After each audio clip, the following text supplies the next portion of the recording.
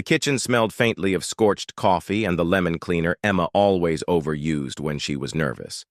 Dylan noticed it the moment he dropped his keys in the bowl by the door. That sharp citrus edge in the air, a signal now as clear, to him as a siren.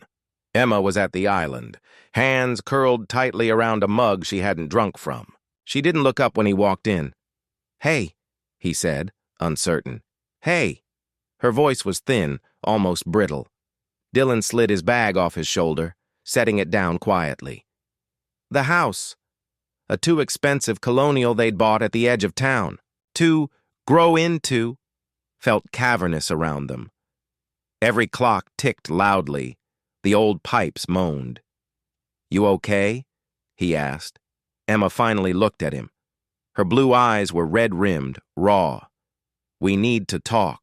The dread that pooled in Dylan's stomach was instantaneous and thick. There were only a few sentences in a marriage that had a flavor like that one, and none ended well. He sat down slowly across from her. "All right," he said, already knowing. He wouldn't be. Emma hesitated. She pulled a crumpled sheet of paper from the pocket of her hoodie and placed it between them like a piece of evidence. Dylan stared down at it. An invoice. No, a hotel receipt. Last Tuesday, downtown. The name on the reservation was his. "I found it in the laundry," Emma said, her voice wobbling. "In your jeans?" Dylan opened his mouth, closed it. His mind scrambled, rehearsing, discarding, and revising lies at lightning speed. A meeting, a client dinner, anything, but none of it would explain the suite listed under his own name.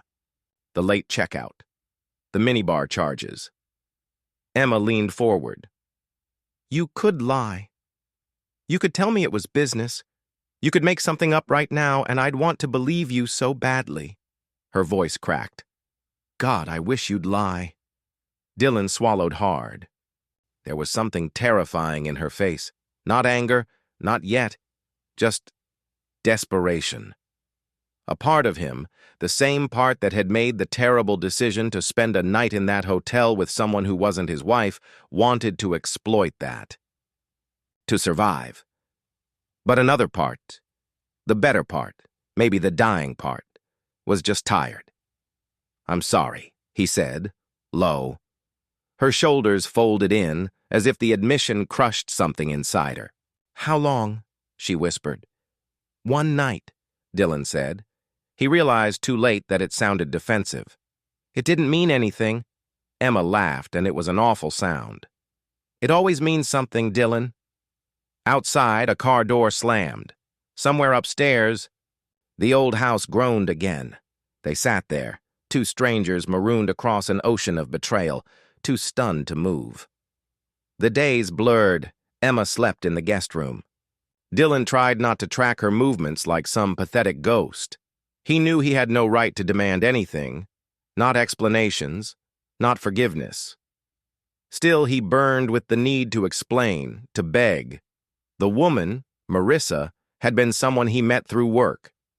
She wasn't anyone special, and that was the cruelest part. It wasn't passion or fate, just weakness, loneliness, boredom. Emma didn't ask for details. She didn't scream. Instead, she became someone Dylan barely recognized. Cold, polite, mechanical. He hated it more than if she had thrown things. One night, Dylan came home to find the detective sitting in their living room. A tall woman in plain clothes, a badge at her hip. "Mrs. Calloway," she said, nodding at Emma. Then turning to Dylan, "Mr. Calloway, we just have a few follow-up questions." Emma didn't look at him.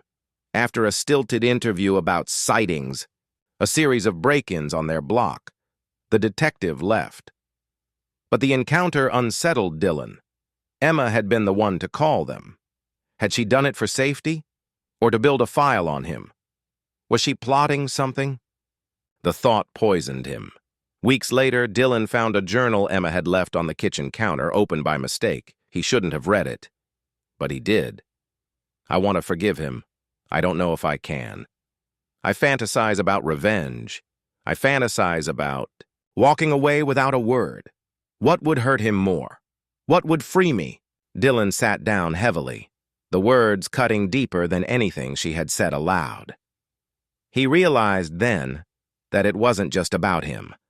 Emma was at war with herself, and there was no guarantee he would survive her decision. One evening, after a long, silent dinner, Emma finally spoke. "I want us to go to counseling," she said, not meeting his eyes. "If we have any chance." Dylan nodded quickly, too quickly, relief flooding him. "But," she added, her voice sharp, "I don't promise anything. Not forgiveness, not staying, just trying." Dylan accepted. What else could he do? Final scene in the counselor's office. Weeks later, Dylan listened to Emma speak about their marriage as if it were a corpse they were dissecting. Emma cried without making a sound. Dylan found himself crying too.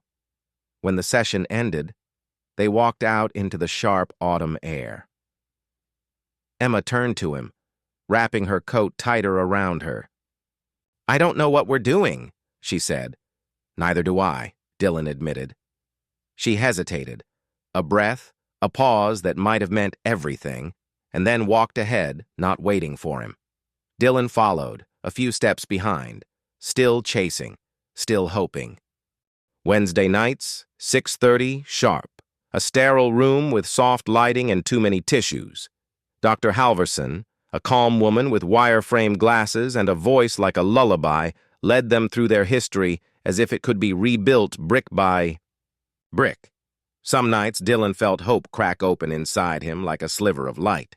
Emma would laugh at something he said, a real laugh, unguarded, and it would feel almost normal, possible. Other nights, Emma seemed unreachable, sitting stiff and silent as Dylan fumbled through apologies that felt increasingly hollow even to him. He learned things he hadn't known, that Emma had thought about leaving even before the hotel receipt, that she had felt invisible, lonely, craving something she couldn't name. "You stopped seeing me a long time ago," she said once, voice shaking. The affair wasn't the worst part. It was just confirmation. It was easier, Dylan thought bitterly, to be the villain. Simpler. Cleaner. He hadn't been ready for the ways he, too, had been absent. The break-ins continued on their street. One night, Emma woke to find Dylan sitting at the edge of the bed, listening. Somewhere outside, a car idled too long. Shadows moved past the frosted window. He reached for her hand without thinking. For a terrible moment she stiffened, but then slowly let him take it. They sat there together in the dark, breathing. They were both scared. Of the outside world. Of each other. In November, something snapped. Dylan came home early from work. He pulled into the driveway just in time to see Emma standing at the end of it, talking to someone, a man, tall, easy in his stance. Someone Dylan didn't recognize. Jealousy, that old, stupid rage, flared hot and fast. He watched Emma laugh at something the man said, tucking her hair behind her ear the way she always had when she was younger, when they first met. He didn't get out of the car right away. He sat there, gripping the steering wheel, fighting the urge to demand something, to accuse, to bleed onto her doorstep the way she had bled for him. When he finally approached, the man was gone. "Who was that?" Dylan asked, trying to sound casual and failing. Emma looked at him steadily. "An old friend." He waited for more, some defense, some comfort. But she just walked past him, into the house. The detective came back, more direct. This time, asking about Dylan's alibi on certain nights, asking if he had any enemies, if anyone might have a grudge. Dylan realized with sick certainty that he did. Marissa's husband. The one he hadn't known existed at the time. Afterward, Dylan sat on the porch with Emma, the chill sinking into his bones. "I never wanted any of this," he said. Emma sipped her tea. But you chose it anyway. The quiet between them stretched, elastic, painful. He turned to her. Do you still love me? Emma didn't answer right away. I don't know, she said finally. Some days, maybe. Some days I don't recognize you at all. I recognize you, Dylan said almost desperately. Even now, she gave him a small, broken smile. That's not enough. 9. Winter came hard. They spent Christmas morning exchanging gifts they had picked out too carefully, too cautiously. A scarf, a watch, neutral things. Dylan caught her staring out the window as snow feathered down, lost in thought. He wondered if she was imagining a different life, a cleaner escape, a version of herself who had chosen revenge or freedom instead of this agonizing maybe. He wondered if he should let her go. Final moment, New Year's Eve. The town square was packed with people. Emma and Dylan stood at the edge of the crowd, distant but tethered. Fireworks burst overhead, lighting her face in brief, brilliant flashes. Dylan turned toward her, heart hammering. He wanted to say something, a promise, an apology, something that would bind them back together. Emma met his gaze. For a long, breathless second, it felt like a choice was being made between them. Not loudly, not dramatically, but silently, invisibly. When the countdown hit 0, Emma touched his hand. Not a kiss, not a vow, just the ghost of contact, skin to skin. It was something. It was not everything, and for now it would have to be enough. End. Dylan and Emma moved through the house like polite strangers sharing a long layover. They were careful now, not to fight too loudly, not to demand too much. Sometimes at night, Dylan would wake to the sound of Emma crying in the guest room. Sometimes he wouldn't know if he imagined it. He threw himself into small acts of penance, fixing the leaky bathroom faucet, shoveling the driveway before Emma woke up, cooking her breakfast even when she barely touched it. But none of it was enough to erase the past. None of it rewrote the receipt she'd found crumpled in his jeans. Another secret one snowy afternoon, Dylan found a letter wedged into the back of Emma's closet while looking for a blanket. It wasn't addressed, no stamp, just a single sheet of lined paper, folded neatly. He knew he shouldn't. God, he knew. But he opened it anyway. It was a draft of a goodbye letter. Emma's handwriting, unmistakable. By the time you read this, I'll be gone. I thought about staying. I thought about whether pain could become a foundation. But I realized I don't want to rebuild on broken ground. You said you recognized me. I wish I still recognized you. Dylan stood there in the closet, the draft shaking in his hands, cold air seeping under the door. She hadn't left, but she had wanted to, maybe still did, and she hadn't told him. Fractures and fault lines. The next counseling session, Dylan almost told her he found the letter. Almost. But when Dr. Halverson asked how things had been, Emma gave a small, exhausted smile and said, "Better, I think." And Dylan swallowed the confession like a nail. He wondered if that was part of marriage, too. Not just the betrayals you committed, but the ones you hid, in fear of tipping the whole thing over. In the parking lot afterward, Emma leaned. Against the car door, her breath a visible cloud. "Do you ever think we're just delaying the inevitable?"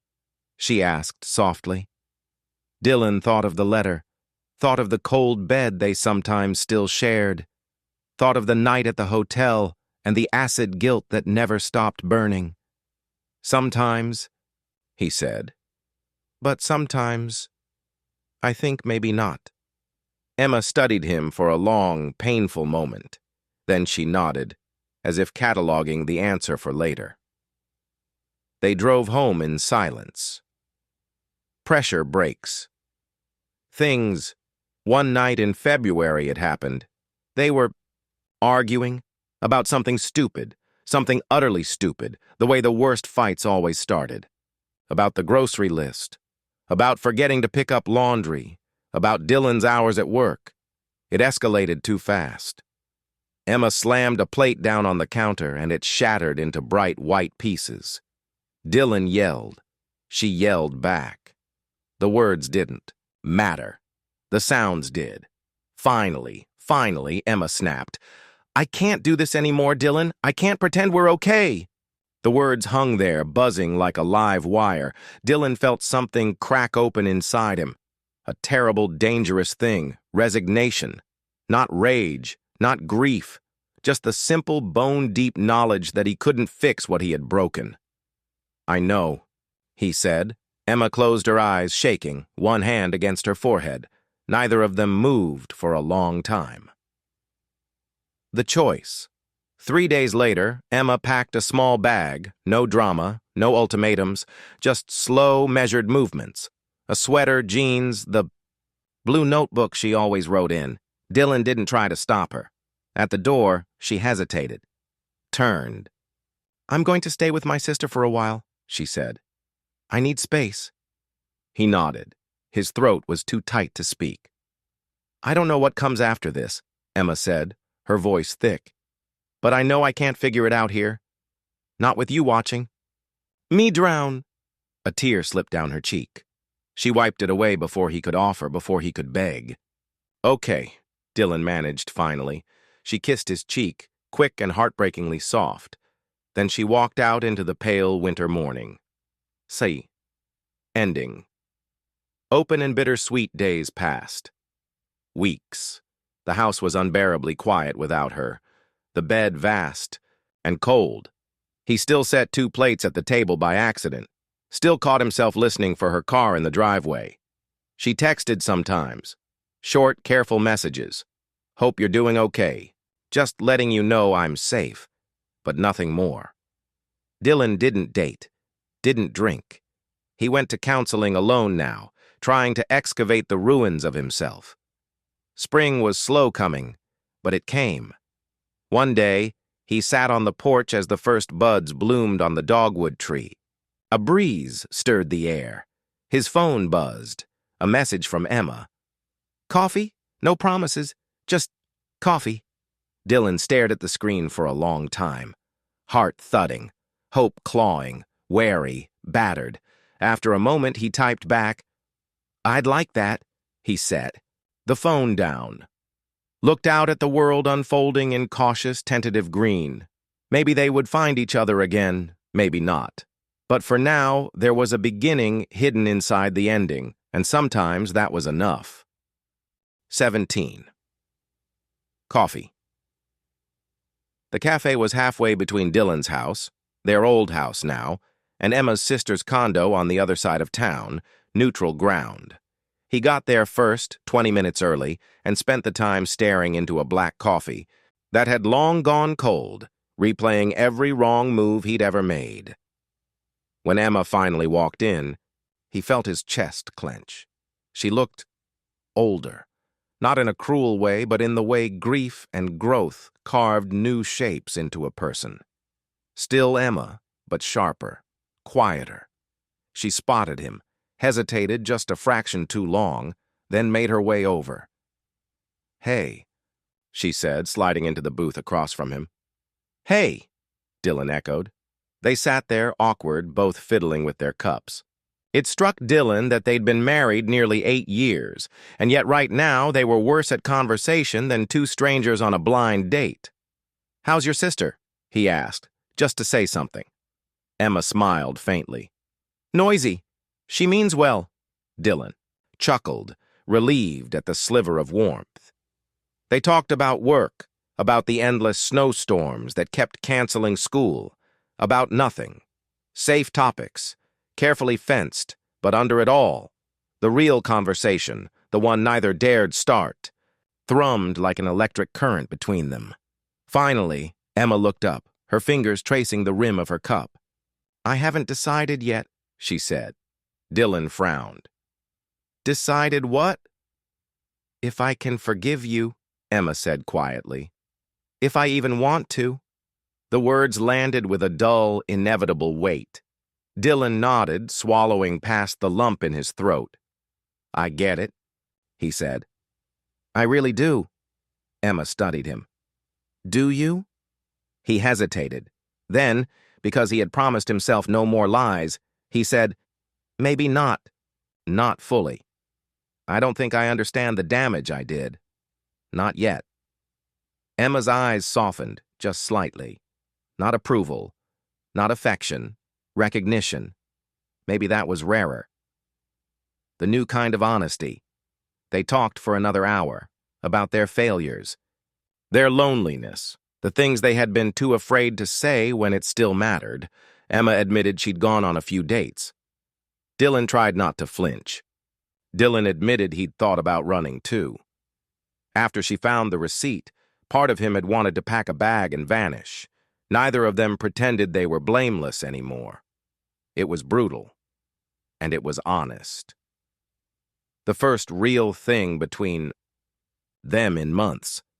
When the check came, Emma pulled out her wallet automatically. Dylan shook his head. "My mistake," he said, voice dry but gentle. "I'll get this one." She let him. 9. On the edge outside, the sky was a heavy slate gray, promising more snow. They stood on the sidewalk, awkward again, shuffling their feet like teenagers. Emma tucked her hands into her coat pockets. "I'm not ready," she said. "To come back? To be us?" "I know," Dylan said. He looked at her, really looked at her, and felt a wave of gratitude for her brutal honesty, even if it crushed him a little. Emma hesitated. "But maybe," she added, "I'm not ready to give up either." Hope and terror twisted inside Dylan. "Take all the time you need," he said. "I'll be here." Emma smiled, a real smile this time, weary but genuine. "For now," she said, "that's enough." She turned and walked away, disappearing into the thinning crowd. Dylan watched her go, heart heavy but strangely clear. For the first time in a long, long while, he realized he didn't know if they would make it, and he realized he could live with not knowing. Some wounds didn't heal neatly, some love stories didn't end cleanly, but sometimes survival itself was a kind of grace. A week after the coffee, Dylan found deep scratches along the driver's side of his car. Not random keys, deliberate, angled, violent. He stood in the frozen parking lot, breathing clouds into the air, staring at the damage.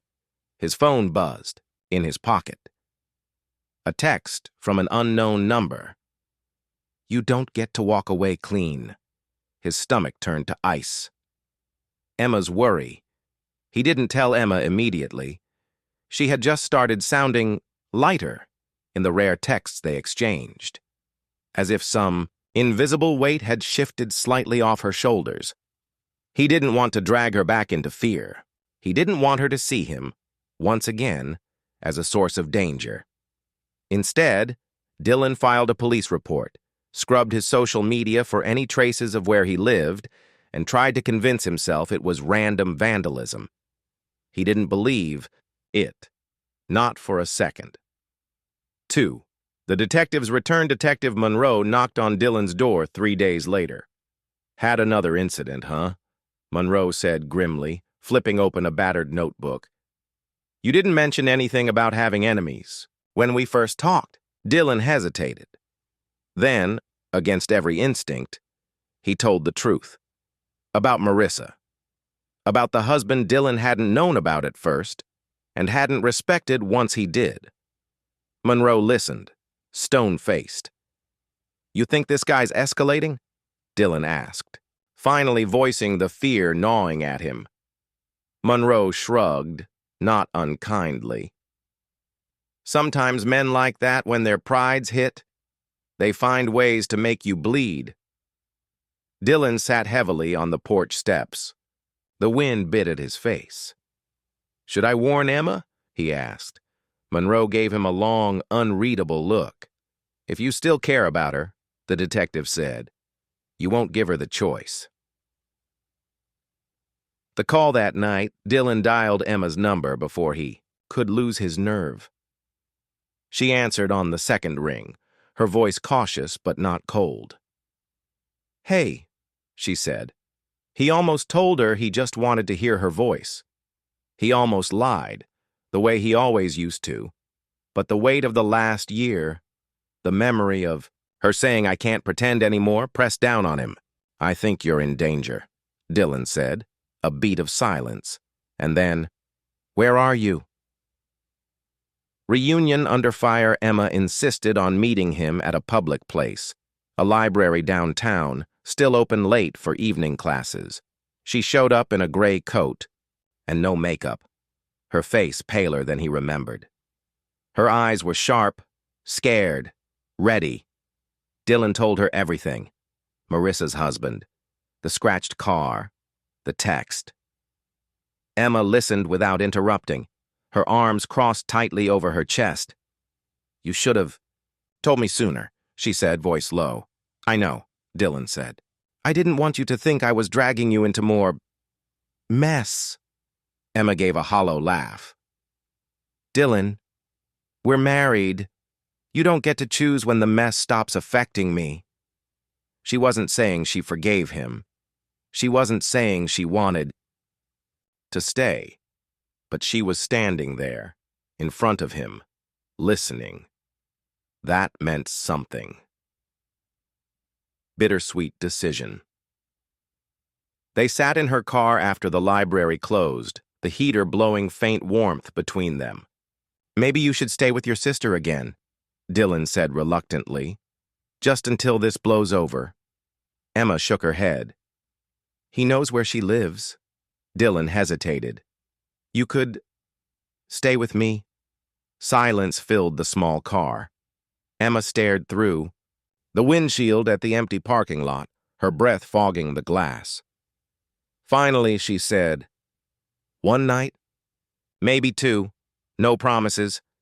"No promises," Dylan echoed. It wasn't a reconciliation. It wasn't forgiveness. It was survival. It was hope. Maybe, just maybe, it could be more. But not yet. End of part 3. Where we are now. Dylan and Emma are slowly rebuilding tiny threads of trust. Not romantically yet, but through shared survival. There's an external threat, Marissa's husband, simmering in the background. Dylan is changing. He's being more honest, less selfish, but still haunted by his past. Emma remains cautious, proud, scarred, but not indifferent. Emma stayed in the guest room the first night. It was the same room Dylan had slept in, those awful first weeks after she found out. There was something poetic about that, he thought bitterly. A symmetry he didn't deserve. He slept lightly, listening to every creak of the floorboards, every gust of wind against the windows. At 2 a.m., he heard Emma crying again, soft, choked. He didn't go to her. This time he understood. Some grief you had to hold alone. Paranoia or instinct. The next morning, Dylan found footprints in the snow behind the house.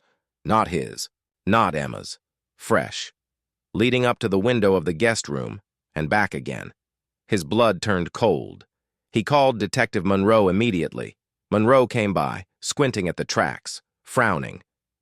"You've definitely got someone sniffing around," Monroe said grimly. "You might want to think about getting out of here for a few days." Dylan thought about arguing. But Emma was watching from the kitchen window, her face drawn and pale. He nodded. "Yeah, okay." Date. Running again by nightfall, they were packed. 2 duffel bags hastily thrown together, Dylan's laptop, Emma's notebooks. They drove without. Speaking, Dylan's old Toyota rattling through the snow. Emma sat stiffly in the passenger seat, her knees pulled up slightly, arms crossed. "Where are we going?" she asked finally. "A motel a few towns over," Dylan said. "Middle of nowhere." "Monroe said he'd have someone drive by the house tonight just in case." Emma nodded but didn't relax. It hit Dylan then, hard, how much he'd taken her safety for granted all those years. How badly he'd failed her, not just with Marissa, but with everything he hadn't protected, hadn't respected. He tightened, his hands on the wheel. "I'm sorry," he said roughly. Emma didn't say it was okay. She just looked out the window, her breath fogging the glass. Sometimes forgiveness wasn't a word. Sometimes it was just staying in the car. The motel. The motel was as bad as Dylan remembered from his college days. Flickering lights, a vending machine that half ate your dollar, peeling carpet. But it was anonymous, and anonymous was safe. He booked 2 rooms side by side. Emma didn't argue. They locked their doors, set their phones on vibrate, kept the television low. That night, Dylan lay on the hard mattress, staring at the cracked ceiling. Outside, snow drifted quietly down, muffling everything. At 3 a.m., a soft knock on the adjoining door. He froze. Then, "Dylan," Emma's voice whispered, "are you awake?" He opened the door between them without hesitation. A new kind of closeness. Emma stood there in the threshold, barefoot, wrapped in one of the motel's scratchy blankets. "I can't sleep," she said, almost embarrassed. Neither could he. He stepped aside, letting her in. She sat on the edge of his bed, staring down at her hands. Her nails were bitten short, a nervous habit she hadn't had in years. Without thinking, Dylan reached out and covered her hand with his. She stiffened, and then slowly, her fingers relaxed under his. They didn't talk. They didn't kiss. They just sat there side by side, sharing warmth. It wasn't passion. It wasn't a beginning. It was something older, sadder, and in its way, stronger, survival. And for tonight, that was enough. End of part 4. Summary of where we are. External tension is escalating. The threat isn't abstract anymore. Someone's been at the house.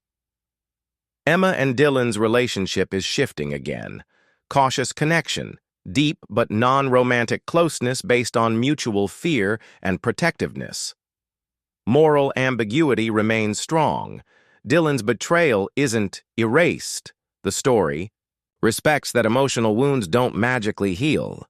At 4:17 a.m., the motel room window shattered. Emma screamed. Dylan was out of bed in a heartbeat, heart hammering. Shards of glass glittered on the carpet like ice. "Stay behind me," he hissed, grabbing the motel chair like a weapon. Someone, a dark shape, lunged halfway through the broken window, reaching. Dylan didn't think. He swung the chair hard, hitting the intruder's arm. There was a grunt of pain. The figure scrambled back out into the night. Car tires screeched in the parking lot. Then nothing but silence. Emma was crouched behind the bed, eyes wide, shaking. "Dylan," she whispered, her voice cracking. He dropped the chair and crossed to her, pulling her close. She let him. Neither of them spoke. The cold seeped through the broken window. The only sound was their breathing, harsh and ragged. The aftermath police arrived within minutes. Detective Monroe, looking furious and exhausted, questioned them separately. Emma wrapped in a borrowed motel blanket, her voice steady despite the tremors in her hands. Dylan pacing tight circles, guilt gnawing at his ribs. They gave matching descriptions. Male, medium build, dark clothes. No clear look at his face. Could it have been Marissa's husband? Monroe asked. Dylan hesitated.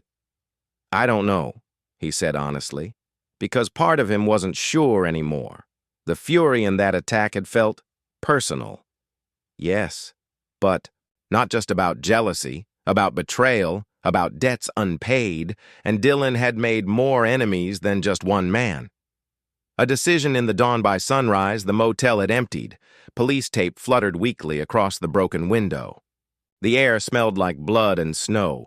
Emma and Dylan stood outside, side by side, watching their breath swirl in the cold.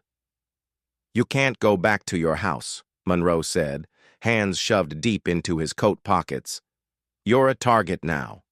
Both of you." Emma turned to Dylan, her face unreadable. "What do we do?" she asked. We. Dylan swallowed hard. You have family, he said. You could go. You could be safe. Emma's jaw tightened. And leave you here to get killed? He shook his head, miserable. You owe me nothing, Em. For a long, terrible moment, she just looked at him. Then she said very quietly, That's not why I'd stay. Tharias. Running again. Together. This time. They didn't talk much on the drive, Emma behind the wheel, Dylan watching the mirrors obsessively. They headed north into the emptier parts of the state. No real plan except to disappear for a while. Emma pulled into a tiny roadside diner around noon. They sat in a cracked vinyl booth, nursing black coffee and stale toast. You know, she said after a long silence, you still haven't asked. Asked what? Why I came to find you, Emma said, eyes dark and steady. Why I stayed after you lied, after everything. Dylan stared down at his coffee. His hands were shaking, just a little. I was afraid the answer would hurt, he said. Emma's mouth curved into something that wasn't quite a smile. It will, she said, but you need to hear it anyway. The hardest truth. She traced the rim of her cup with one finger, thoughtful. I didn't stay because I forgive you, Emma said, voice low. I don't. Not fully. Dylan nodded, throat burning. I stayed, she said, because I realized something worse than betrayal. He looked up, afraid to breathe. Emma's eyes were full of something rawer than anger, grief, love, resignation. I stayed, she whispered, because I still love you more than I trust you. The words hit harder than any slap. Dylan opened his mouth to apologize, to beg he didn't even know, but Emma lifted a hand to stop him. Don't, she said. Don't promise anything you're not sure you can keep. He closed his mouth. Around them, the diner buzzed with ordinary life. Clinking dishes, low chatter, the hum of the television. It felt like another world. They sat there, across from each other. Everything broken wide open between them. No easy answers. No guarantees, just the battered, fragile thing still beating between them. Whatever came next, survival, forgiveness, destruction, it would be real. And maybe that was enough, for now. End of part 5. 36. Whispers in the dark. They stayed in motels for days, small towns, cash payments, disposable phones. Emma never asked where Dylan got the money. He never told her. Trust for now was an uneasy truce. Don't ask, don't lie. Just survive. At night, he sometimes woke up to find her sitting at the window, watching the empty streets, a strange expression on her face. He never interrupted her.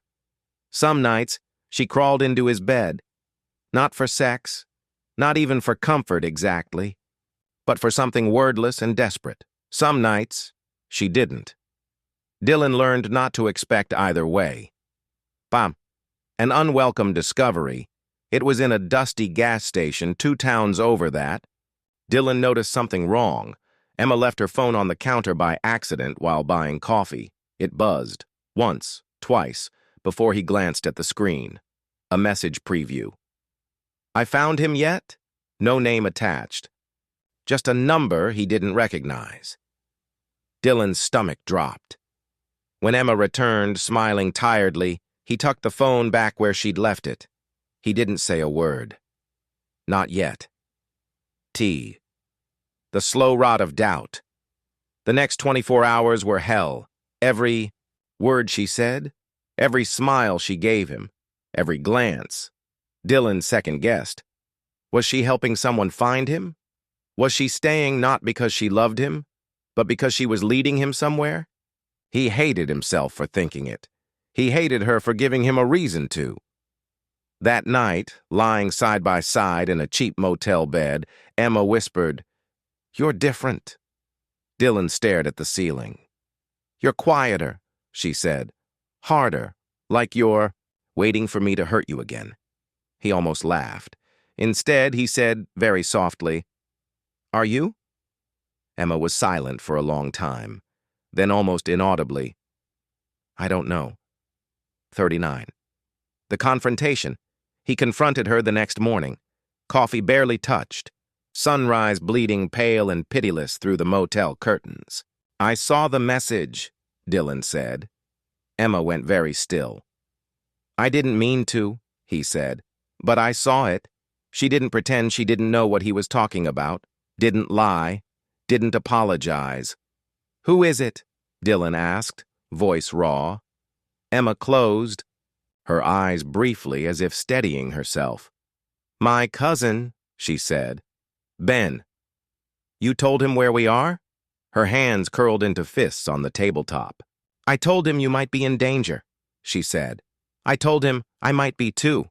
He's ex-military. He said he could help." Dylan wanted to believe her. God, he wanted to.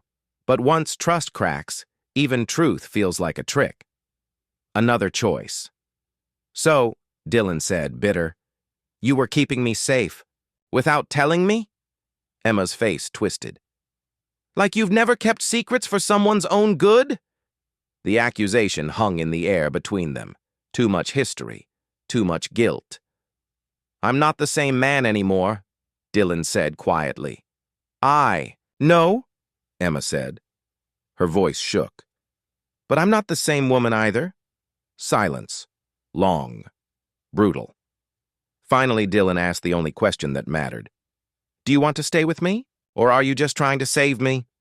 Emma looked up at him then, tears glittering in her eyes but not falling.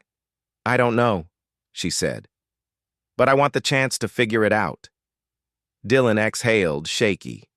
He could live with that. Not forgiveness. Not a promise. Not love. Not yet. Just a chance. And sometimes, broken, battered, and bloody, that was the bravest thing two people could offer each other. End of part 6. 2 days later, Ben found them. It was a little diner in the middle of nowhere again. Red vinyl booths, dusty blinds, a battered jukebox playing songs no one listened to anymore. Dylan saw the man before Emma did. Military cut, civilian clothes, but the stiffness of someone trained not to trust softness. Late 30s, maybe. Scars along his knuckles. He walked straight to their booth. Emma's eyes widened. "Ben," she whispered. Ben didn't smile, didn't offer a hand. He dropped into the seat across from them and leaned in. "You're out of time," he said flatly. Revelations. Ben slid a photo across the table. Dylan's stomach twisted when he saw it. It was the man from the motel attack, clear this time, captured on a security camera. Gaunt face, sunken eyes, a tattoo curling up the side of his neck. Ben tapped the photo. "Name's Garrett Deeks, Marissa's brother." Dylan blinked. "What?" "Not the husband. Not the guy you thought you were hiding from," Ben said, voice low and hard. "The brother. And he's not looking for justice." Emma's hands clenched on the table. "He's looking for payback," Ben continued. "You humiliated his sister. Ruined her life. She OD'd 3 months ago." Dylan felt the blood drain from his face. He hadn't known. Hadn't even thought about Marissa in months.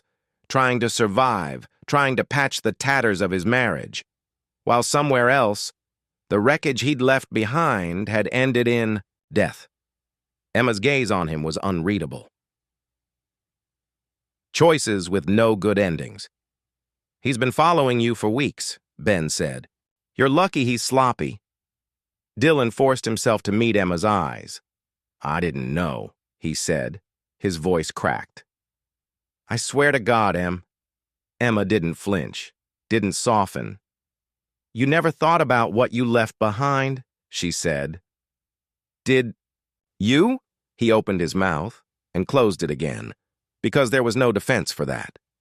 Ben stood, tossing a crumpled envelope onto the table. "There's an old hunting cabin outside of town," he said. "No cell service, no neighbors. You hole up there, maybe you survive." "And then what?" Dylan asked. Ben's mouth twisted. Then you figure out if you still want to live with yourself. The cabin. The cabin was a skeleton. Drafty wood walls, a fireplace coughing smoke, a battered cot in the corner, perfect for hiding, terrible for everything else. Emma didn't speak much on the drive, didn't speak much after they arrived. Dylan built a fire with shaking hands. He watched her unpack in silence, neat and methodical. Finally, as darkness fell, he broke. "I'm sorry," he said. It wasn't enough. It wasn't new. But it was the only thing he had. Emma stared into the fire, her face a flickering mask of shadows and light. "Do you even know," she said slowly, "what you're apologizing for anymore?" Dylan swallowed. "For not being who you needed me to be," he said. "For taking everything you gave and setting it on fire." The fire popped sharply. Emma didn't cry, didn't scream. She just looked at him. And for the first time in a long time, Dylan saw not rage or betrayal or love. He saw exhaustion, a deep, soul-deep tiredness. And somehow, that was worse. The final question. That night, they slept back-to-back on the floor near the dying fire. Outside, the forest creaked and whispered. Every shadow looked like a threat. Sometime past midnight, Emma whispered, "If we survive this..." Dylan's heart hammered. "If we survive," she said again, softer. "Do you still want to stay with me?" He lay there, frozen, because the truth was brutal. He didn't know. He loved her, desperately, shamefully, fiercely. But could love survive all this wreckage? Could she? Could they? He wanted to say yes, wanted it so badly he could taste it. But after everything, the lies, the fear, the blood on their hands, the only honest answer he had was silence. Emma didn't press. She just rolled over, pulling, the threadbare blanket tighter around herself, and Dylan closed his eyes, listening to her breathing, and wondered if the distance between them had grown too wide to cross, or if somehow it was still just one step away. End of part 7, where the story stands now, the true danger revealed. The threat was personal vengeance, fueled by a death Dylan indirectly caused. Emma and Dylan's bond is rawer than ever. Love remains, but trust is so badly shattered that neither is sure survival means they'll stay together. Bittersweet, haunting uncertainty. True to your request, no easy answers, but deep emotional realism. Dylan will face a reckoning with himself, with Emma, and with the consequences of everything he's done. The suspense will boil over into something brutal, but the emotional core will remain. The fragile human connection between two people, who've been tested in ways they never thought possible. The distance between us continued. 6. A knock at the door. They were out of food. The last can of beans sat on the kitchen counter, unopened, untouched. Dylan stared at it for a long time, fingers tapping the edge of the can. Emma hadn't moved from the corner, where she sat with her knees drawn up to her chest. Her face was a mask, a hollow thing, not anger, not sadness, just the quiet, toll of endless waiting. Suddenly, the knock came. At first, Dylan thought it was his mind playing tricks, a tap on the door. Then another, sharp, insistent. Ben's face flickered in his mind. But it wasn't Ben's knock. This was different. Desperate. No one should have known they were here. Emma's eyes flicked toward him wide and tense. Dylan motioned for her to stay quiet, careful. His body was already moving, instinct before thought. He crouched by the door, peering through the window, but saw nothing. Just the moonlight falling over the forest. The knock came again, louder. The hairs on his neck stood up. Emma's whisper cut through the silence. "It's him." Dylan froze. He wasn't sure how she knew, but her certainty chilled. "Him, stay inside," he ordered, voice tight. "I'll handle this." But Emma stood up, slow, deliberate. "No." Her voice wasn't a plea, it was a command, quiet, fierce. "I don't care if it's Deeks or anyone else," she said, moving toward the door. "I'm done waiting." Betrayal. The showdown. They walked toward the door together. When Dylan opened it, the world outside was a cold, moonlit void.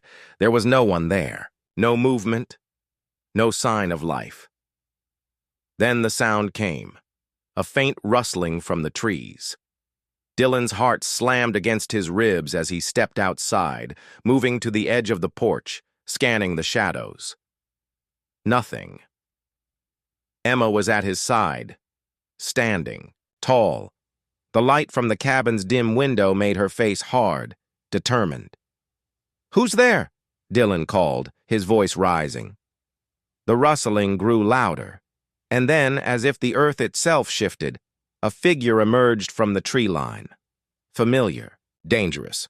A man, tall and gaunt, dressed in black. Dylan's stomach dropped. Deeks. The last thing Dylan had expected was for him to be here at this moment. But the truth was undeniable.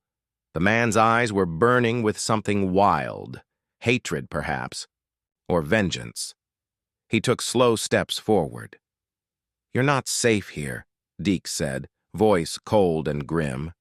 Dylan moved in front of Emma instinctively. "I never was." Deeks's gaze flicked to Emma, lingering with a hardness that made her shiver. "She's a part of this too," Deeks said. "You both are." Emma's lips parted, but she didn't speak. Dylan could feel her breathing behind him, slow and steady, waiting for something. "I didn't want this," Dylan said. "I didn't know she was your sister." "That's the problem," Deeks spat. "You didn't care." Dylan's heart hammered in his chest, pounding louder than the silence around them. The world felt like it was closing in on him, a claustrophobic air that gripped his lungs. "You think you can just walk away from it all?" Deeks growled. "From Marissa? From what she went through?" Dylan's throat tightened. "I'm sorry. I wasn't trying to destroy anyone's life. I didn't ask for any of this." Deeks stepped closer, his eyes burning with something deeper than fury. A dangerous calm settled in his stance. "You don't get to apologize. You don't get to fix what you broke." Dylan was shaking now, the weight of everything bearing down on him. Emma moved beside him then, slowly but resolutely. "Enough," she said, her voice cutting through the tension like a blade. "We've all been through hell, but we don't need to keep adding to it. You can't hurt us anymore." Deeks's gaze flicked to Emma, then back to Dylan. "You think you can change anything?" Deeks sneered. "After everything? After what she went through? No. You can't fix it. You can't fix her." Emma stepped forward, her chin held high, challenging him with an intensity Dylan hadn't seen in her before. "Maybe not, but we're not broken yet. And I'm not afraid of you." For a long moment, there was nothing but the crackle of firelight from the cabin and the heavy breath in the air. Then, without warning, Deeks turned, his face twisting with disgust. He backed up slowly, his fists tight by his sides. "You two," he said, voice dripping with venom. "You're lucky I'm letting you go. This time." Without another word, he disappeared into the trees. The final choice. The silence hung between them as the tension ebbed away into nothing. Emma stood motionless beside Dylan. Neither of them spoke. Not yet. Deeks was gone, but Dylan couldn't shake the heaviness that filled his chest. It wasn't over. Not for Deeks, not for Marissa, not for anyone. Emma finally broke the silence, her voice low and calm. "We're alive," Dylan nodded. "For now." "But for how long?" she asked, her voice soft, but with a sharp edge of truth. "What happens when he Comes back. When we can't hide anymore? I don't know, Dylan whispered, his words feeling hollow. She looked at him, a flicker of something. Not hope, not trust, but something real. Then we keep running, she said, and we figure out what. We do with the pieces we still have left. 49. The bitter goodbye. That night, they sat together on the porch of the cabin, the fire now reduced to embers. Dylan knew the end was coming, not in a literal sense, not with the kind of finality he had feared, but in the soft, painful space between them. The distance had been closing. Until now, it was widening again, slowly, quietly, irrevocably. What happens next? Dylan asked. Emma took a long breath, eyes fixed on the stars overhead. I don't know, she whispered. I just don't know. End of the distance between us. Where we stand, the confrontation is over. Deeks is still out there, but for now, Dylan and Emma are alive. The days passed slowly after Deeks vanished into the woods. Dylan couldn't tell if that was a blessing or a curse. Every crackling twig in the forest, every sound of the wind whipping through the trees felt like a ticking clock. Deeks was still out there. Still a threat, still waiting. But Dylan and Emma, for the first time in weeks, found themselves alone in the stillness. No more running, no more chasing. They were caught between survival and a future they couldn't see, but were too afraid to face. By the 5th day, they had to make a choice. The air in the cabin was heavy, the silence suffocating. Emma kept her distance, not speaking more than was necessary. And Dylan? He couldn't decide whether to press her to talk or let her be. He couldn't even decide whether he wanted to know what was coming. The decision by the 6th morning, it was clear. They couldn't stay in the cabin forever. The food was gone. Their supplies were running low, and more importantly, Deeks was still out there. Watching, waiting. Emma broke the silence that morning, her voice soft but firm. Maybe it's time we leave. Dylan looked up at her, his face gaunt with exhaustion. Leave where? Anywhere, she said. We can't stay here, not like this. Dylan's gut twisted. And if he's still watching? If he comes back? Emma's jaw clenched. Then we run again. We don't give him a chance to find us. Is that what you want? Dylan asked, voice strained. Emma met his eyes. For a long moment, there was nothing but the quiet air between them, thick with everything unsaid. I don't know, she replied softly. But I don't want to stay here, pretending we can outrun what's already happened. Dylan swallowed, knowing she was right. He could feel the weight of their past hanging in the air, making it harder to breathe. There was no easy way to outrun the truth, no matter how far they ran. Cool. The final confrontation, the decision was made. They packed the car quietly, gathering what little they had left. There was no ceremony, just the sharp sound of packing, the creak of the car door, and the echo of footsteps on the dirt. As they drove through the winding back roads, Dylan couldn't shake the feeling that the decision they'd made was the beginning of something they couldn't control. And as they neared the edge of town, toward a life that still felt like it could collapse at any moment, a flash of movement on the side of the road made him slam on the brakes. A man who stepped out of the trees, a man with a gun. Dylan's blood froze. It was Deeks. Chi. The reckoning Emma gasped beside him, her hand flying to her mouth. Dylan's heart hammered as he glanced over at her, her face pale, the terror palpable. Deeks didn't move, didn't speak, just stood there, gun trained on them. Dylan's hands tightened on the steering wheel. He knew. This was it. Get out. Of the car! Deeks called, his voice dead, emotionless. Emma's hand trembled on the door handle. Dylan didn't know what to do. Run? Fight? I can't keep running, Emma whispered. Dylan's breath hitched. She'd said it. She had said it. They both knew what it meant. There was no running anymore. Dylan slowly opened the door. Deeks watched them like a predator. Emma followed him, her eyes never leaving the man with the gun. "What do you want?" Dylan asked, his voice thick with rage and resignation. Deeks's lips twisted into something that wasn't quite a smile. "I want you to face what you did." Dylan's body tensed, preparing for whatever would come next. Emma stepped forward, her voice quiet but full of resolve. "We've faced it. I don't think you're the one who needs to do that, though." Deeks's eyes flared. "You think you're so much better than me? After everything you've done?" Emma didn't flinch. "I think we're both trying to survive. But we don't have to destroy each other in the process." Dylan's chest tightened. He'd never heard her speak like this. He'd never seen her stand so firm, so sure. "Do you even want to survive, Deeks?" Emma's voice was cutting. "Or do you just want to punish someone? Is that what this is about?" Deeks stepped back, his gun lowering slightly. "I wanted justice for my sister." Dylan took a step forward, voice steady despite the fear that was ripping at him. "You've got your revenge. But this isn't justice. It's just hurting more people." Deeks's eyes flickered, and for a brief moment Dylan saw something else, a man who was as broken as the rest of them. "You think I can just walk away from all of this?"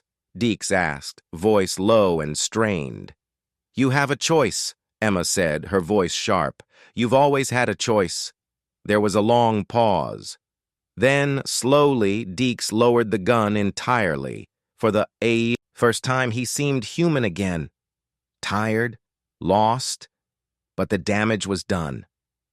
"Maybe you're right," he muttered, turning and walking back into the trees. "Maybe I'm not the man I thought I was." 54.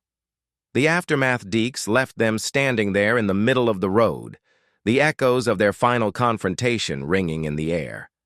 The car remained parked in the dirt, and Dylan could feel the weight of everything settling over them once again. For the first time in a long time, there was no running, no hiding, just the sound of the wind, the distant rustle of the forest, and the quiet hum of the world continuing, despite everything that had happened. Emma turned to him, her face weary but soft, her eyes filled with a silent question. "What now?" she whispered. Dylan didn't have an answer. Not a good one. But they still had each other. For now, that was enough.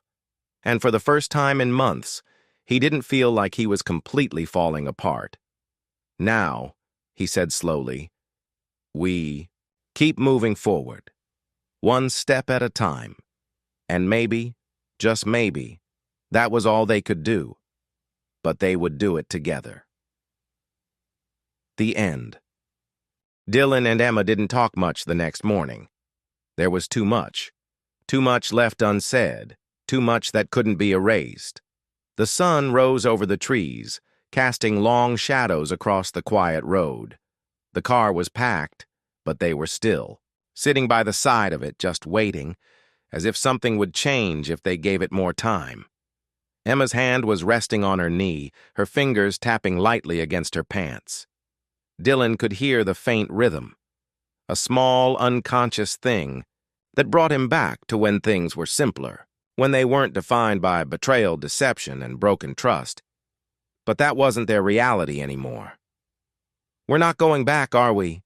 Emma asked, her voice barely a whisper. Dylan's heart twisted. She hadn't even turned to look at him yet. Her eyes were still fixed on the horizon, as if she could make the future come into focus. "No." His voice was quiet, but steady. "We can't. Not after everything." She nodded slowly, lips pressing into a thin line. "I know. It's just hard to believe it's all really over." Dylan didn't have an answer for that. He didn't know if it was over. They didn't know if they'd survive what came next. But they were here, together, standing in the ruins of everything they once knew. The road ahead. They drove for hours, in silence mostly, with only the hum of the engine between them. Emma's face was blank, but Dylan could feel the weight of her emotions pressing down on him. He didn't know what she was thinking. He didn't know if she was thinking about them, about the past, or about the future that seemed too far away to grasp. Finally, they reached a small town, a place that seemed as anonymous as their broken hearts. Dylan pulled into a cheap motel parking lot, and they sat there for a moment, just staring at the neon sign. "This is it, huh?" Emma said, breaking the silence at last. Dylan's gaze flickered to her, then out to the parking lot. "I guess." For a while, neither of them moved. The air between them was thick with uncertainty. It was the kind of silence that wasn't comfortable, but neither of them knew how to change it. Are you okay?" Dylan asked after a while. He wasn't sure what he meant, but it was all he could offer. Emma shrugged, staring out at the darkening sky. "I'm not sure. I don't know what okay even means anymore." 7. Fragments of truth. That night, they ate dinner at a nearby diner. The same kind of place they would have laughed at a few years ago, small, outdated, and filled with faded booths. It was quiet, and they barely spoke between mouthfuls. But the silence was different now. It wasn't filled with resentment or fear. It was just the space between them, waiting for something to happen. "You ever think about what we could have been?" Emma asked, her voice low as she picked at her food. "Before everything fell apart?" Dylan's throat tightened. "Yeah, I think about it all the time." Emma's lips twisted, though there was no bitterness in her voice. "Do you think we could ever get back there?" Dylan took a deep breath. He wanted to lie, to say they could fix it all and start over, to make everything that had happened disappear. But he couldn't lie to her anymore. "No," he said finally, his voice quiet. "I don't think we can go back." Emma nodded, her gaze unfocused as she stared at her plate, her fingers clenched around her fork. "But maybe we don't need to," she said after a moment. Dylan didn't know how to respond to that. He hadn't thought of it like that. The idea of not trying to rebuild something lost, but maybe finding something new, something different. It was terrifying, but also freeing in its own way. A new path. The next morning, they left the diner and walked to the motel office. Dylan paid for the room for one more night, but as they stepped back out into the parking lot, he felt a shift. "Let's go," Emma said, turning to him with a softness in her expression that hadn't been there in days, maybe longer. "Let's leave here. Find somewhere else." Dylan didn't ask where they were going. He didn't care. All he knew was that for the first time they were walking away from everything, the mess of their past, the weight of the lies, the burden of the betrayal, and just walking together. The shadow of the past. They spent the next few weeks driving from place to place, making their way further away from their old life. They didn't talk much about what had happened between them, about the affair, about the betrayal, about Deeks. They didn't need to. They were building something else. But the shadow of their past followed them, lingering at the edges of their conversations and their silences. There was no erasing what had happened, no undoing the things they couldn't take back. One night, after a long drive, Emma stopped him as he opened the motel room door. "Dylan, do you think I'll ever be able to forgive you?" His heart clenched. It was the question he had feared, the one that had haunted him in the quiet moments, when he thought maybe they could just run away from it all and pretend like it never happened. "I don't know," he said softly, his voice strained. "But I'll wait for you. I'll do whatever it takes." She nodded, her eyes wet but determined. "I'm not sure if I'll ever forgive myself for everything either." Dylan didn't have the words for that. They had both hurt each other, and they both needed to heal. Maybe they could do that together, maybe not. But they didn't have answers. They just had time. The unfinished road months passed. They never stopped moving, not for long. But with each passing day, Dylan felt a little lighter, and maybe, just maybe, Emma did too. They still had their moments, their fights, their doubts, the fragments of everything they'd torn apart. But there was something else now. Something unspoken, but real. They were moving forward one step at a time. Whether or not they could rebuild the future they had once imagined, they didn't know. But for now, they were surviving. Together. End. The town they settled in was quiet. Far removed from their chaotic life, it had a sense of permanence that seemed both comforting and suffocating. Dylan worked odd jobs, handyman work at a local diner, a few shifts at a gas station. It wasn't glamorous, but it was honest. It gave him something to focus on that didn't involve the wreckage of his marriage or the ghosts of what he'd done. Emma, meanwhile, found a job as a waitress at the same diner. She was tentative at first, but she slowly began to find comfort in the routine. At night, when they returned to their modest apartment, it was quiet, peaceful, almost. But the quiet didn't last. It never did. The longer they stayed in this town, the more the ghosts of their past seemed to follow them. Dylan would wake in the middle of the night, haunted by fragments of his mistakes. Emma, too, would sometimes lie awake beside him, staring at the ceiling, lost in thoughts he couldn't reach. There was still no closure for either of them. The unspoken pain was still there, lingering. Every now and then, Emma would catch him, staring off, lost in his thoughts, and she'd wonder if he was thinking about her, the woman he had betrayed her with.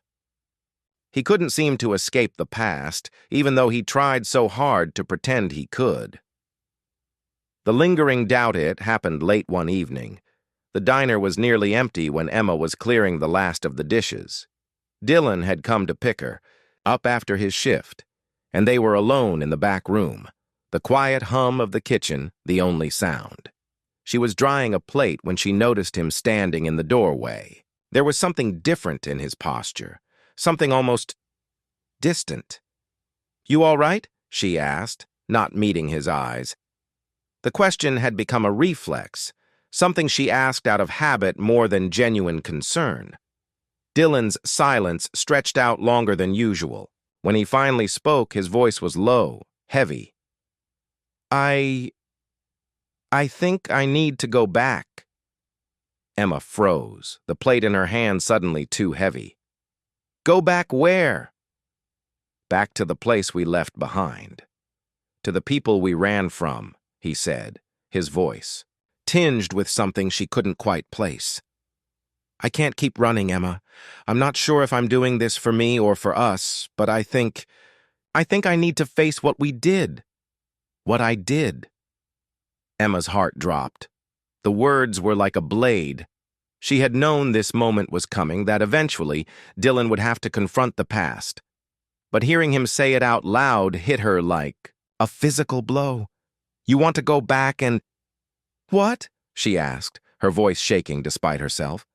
"You want to see if you can fix it? If you can somehow make things right?" Dylan swallowed hard, stepping closer to her. "No, I don't think I can fix it. I think I need to apologize. To everyone, to you, I need to make it right, even if it doesn't change anything." There was a long pause. Emma's eyes stung with unshed tears, her throat tight. "But we're still here, Dylan. Right now. Right here. Isn't that enough?" Dylan looked down at his shoes, as if ashamed. "I thought it would be. I really did. But there's a weight, Emma. It's like I can't breathe when I think about everything we left behind." She dropped the plate into the sink, the sound of it shattering filling the space between them. "So, you're just going to leave again? After everything we've fought for? Everything we've rebuilt?" "No," he said quickly, reaching out for her hand. "I'm not leaving you. His voice cracked, the rawness of his emotion cutting through his words. I don't know how to live with this anymore. I can't pretend I'm not haunted by what I did to you. To us. Emma's hand trembled in his, but she pulled away. She stepped back, her chest tight with something she couldn't quite identify. Maybe it was fear, or maybe it was the deep, gnawing certainty that things could never go back to how they were. I don't know if I can watch you go, Dylan, she whispered, her voice breaking. I'm scared of what might happen if you do. T3. The choice Dylan sat on the edge of their bed that night, the dim light from the lamp casting shadows across the room. Emma had already gone to bed, but she hadn't said a word since their conversation. The air between them felt heavy, suffocating. He had spent hours staring at the ceiling, wrestling with his thoughts. Should he go? Would it bring him peace? Could he finally make some kind of amends?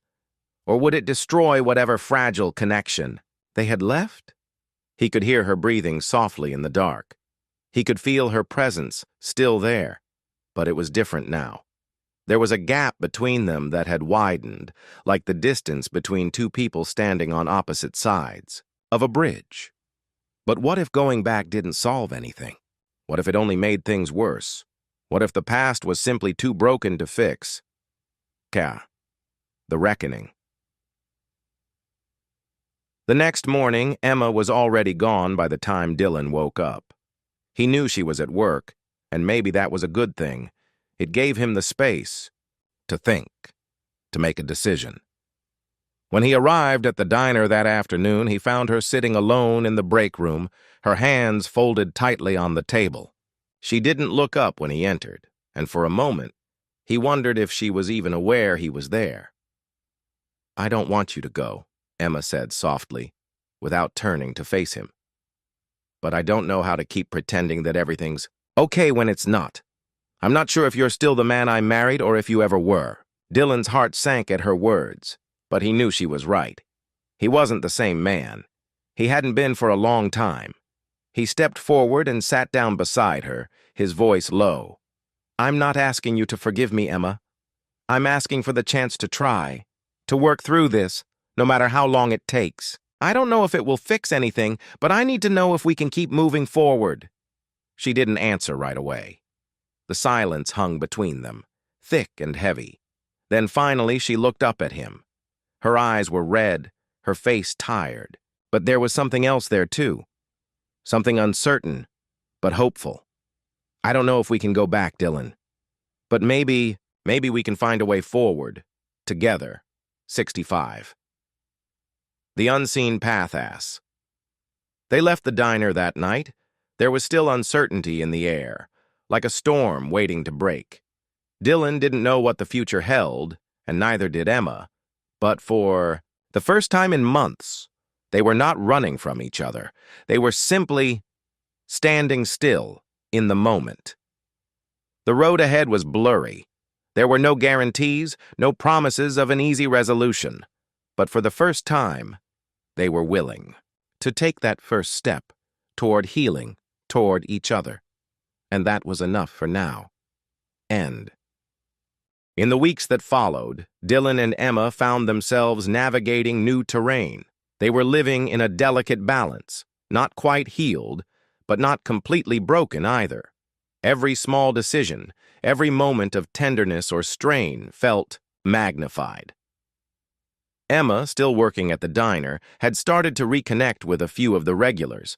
There was something almost therapeutic about the routine, the familiar faces, the clinking of coffee cups, and the laughter that echoed through the small space. It allowed her to feel grounded, as if the world outside of their strained relationship didn't entirely revolve around her pain. But at night, when she came home, she could feel the weight of her own unresolved emotions settling in. Dylan's presence was constant, yet there were moments of silence between them that felt almost suffocating. They had moments of connection, tender touches, quiet conversations about trivial things. But then there were moments of complete disconnection when one of them would say something careless or an old wound would be reopened and the distance would seem unbearable. Dylan, too, was changing. He'd become quieter, more introspective.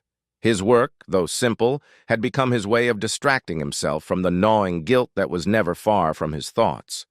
At times, he found himself watching Emma when she wasn't paying attention, wondering if she was truly moving past everything, or if she was just pretending. He was terrified that she might be harboring feelings of resentment he could never undo. The unspoken strain one night, after another long day at the diner, Emma came home to find Dylan sitting at the kitchen table, his face drawn, hands clasped tightly together. "Hey," she said, her voice softer than usual, noticing the tension in the air. "You okay?" Dylan didn't immediately respond. He looked up at her, his expression conflicted, before shaking his head slightly. "I don't know." Emma's stomach twisted. "What's wrong?" He hesitated, as if weighing his words. Finally, he spoke, his voice raw. "I've been thinking about what you said the other night. About us. Moving forward. I want that, more than anything. But every time I look at you, I keep thinking about what I did. I keep thinking about how I ruined everything." Emma's heart tightened. She could feel the familiar pain welling up inside her, that deep ache that never quite went away. But she pushed it down, swallowing the bitterness that threatened to escape. "I don't need you to fix everything, Dylan," she said, her voice low. "I need you to be here, right now, with me." "I know, but I can't just forget, Emma. I can't pretend it didn't happen. I can't stop feeling like I destroyed us." Emma was quiet for a long time, her hands trembling slightly. "I wish I could just forget, too. I wish we could forget it ever happened, but we can't.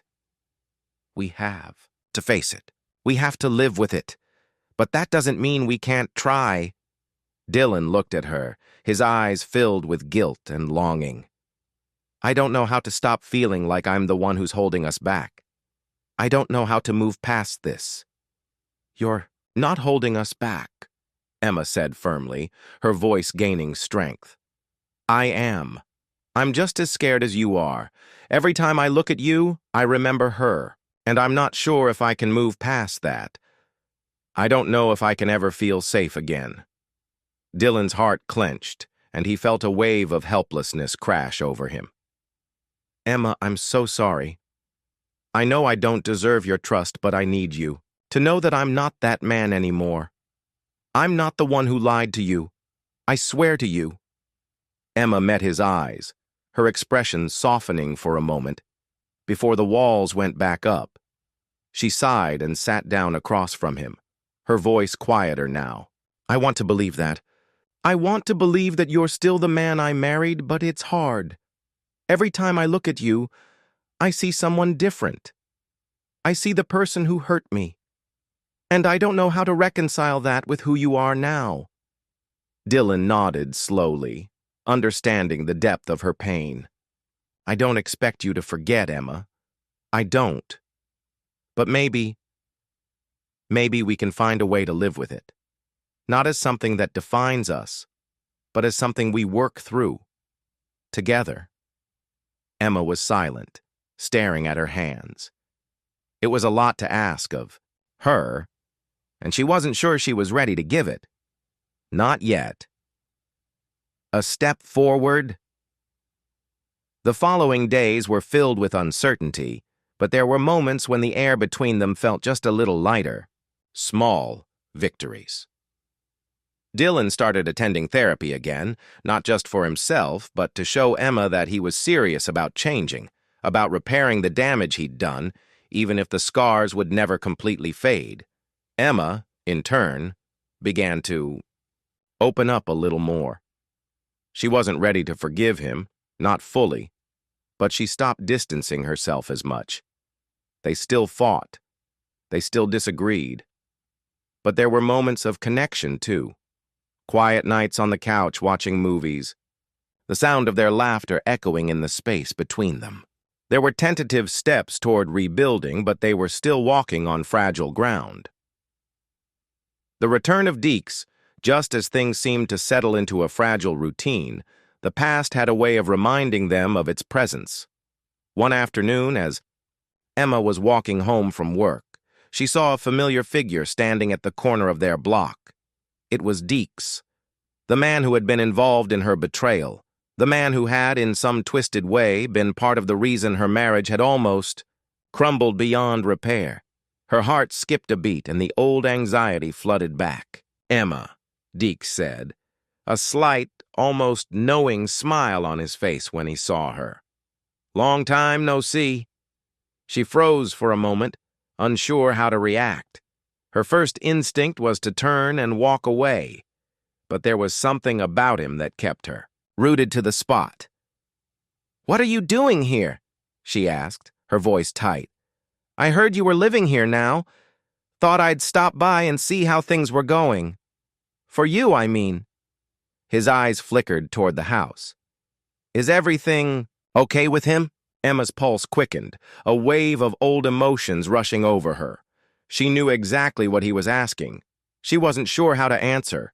She wasn't sure if the truth had changed. Before she could respond, she heard Dylan's voice behind her. "Deeks," Dylan said, his tone flat and cold. Deeks turned to face him, raising an eyebrow. "Dylan, didn't expect you to be around." Emma glanced at Dylan, who was standing a few feet away. The tension in the air was palpable. She could see the way his body had stiffened, the way his eyes narrowed, as if this encounter was one he'd been dreading. Dylan's voice was sharp now, the anger building inside him. "Why are you here?" Deeks just shrugged. "I was just checking in, making sure everything's all right." It was a moment that felt like it was suspended in time. Emma stood between them, caught in the crossfire of a past she could never escape. 70. The unraveling as. The conversation between Dylan and Deeks continued. Emma realized something deep in her gut, something that had been growing for weeks. The past wasn't going to let them go. And perhaps, no matter how hard they tried, some things could never truly be put to rest. For the first time since they'd started their journey away from the wreckage of their marriage, Emma wondered if, maybe, just maybe, they would never be able to escape the shadow of the past. Maybe the pieces of their lives were too broken to be mended. But in that moment, with Dylan beside her, she realized something else. They were still fighting. And that fight, however imperfect, was the one thing they still had. End of this section. Reflection.